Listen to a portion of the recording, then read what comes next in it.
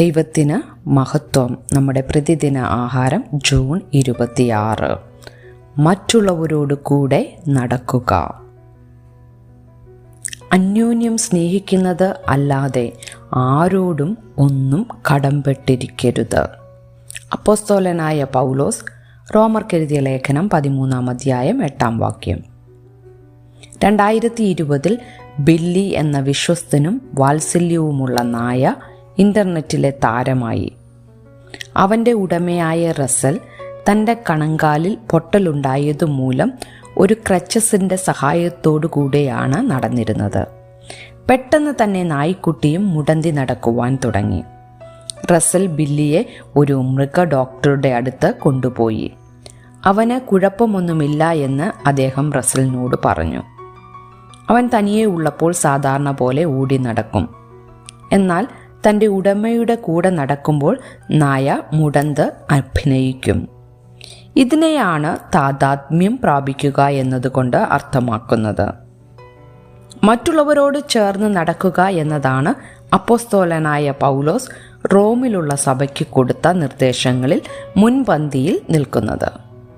അദ്ദേഹം അവസാനത്തെ 5 കൽപ്പനകളെ ഇങ്ങനെ ക്രോഡീകരിച്ചു. കൂട്ടുകാരനെ നിന്നെപ്പോലെ സ്നേഹിക്കാം, മറ്റുള്ളവരോട് ചേർന്ന് നടക്കുക എന്നതിൻ്റെ പ്രാധാന്യം വാക്യം 8 നമുക്ക് കാണാം. അന്യോന്യം സ്നേഹിക്കുന്നതല്ലാതെ ആരോടും ഒന്നും കടംപെട്ടിരിക്കരുത്.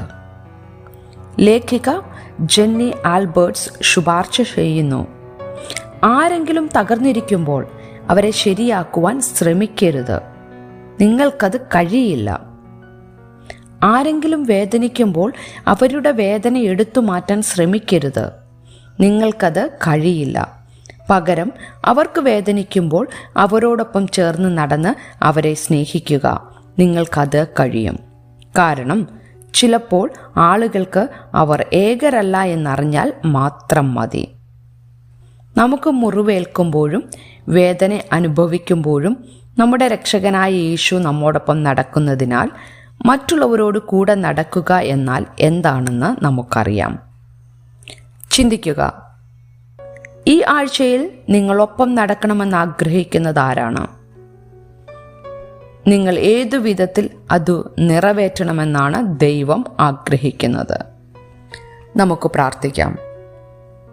ദൈവമേ, എൻ്റെ ചുറ്റുമുള്ള ആളുകളുടെ ആവശ്യങ്ങൾക്ക് നേരെ കണ്ണ് തുറന്നിരിക്കുവാൻ എന്നെ സഹായിക്കണമേ. വാത്സല്യമുള്ള ഒരു സുഹൃത്തായിരിക്കുവാൻ എന്നെ സഹായിക്കണമേ. ആമേൻ.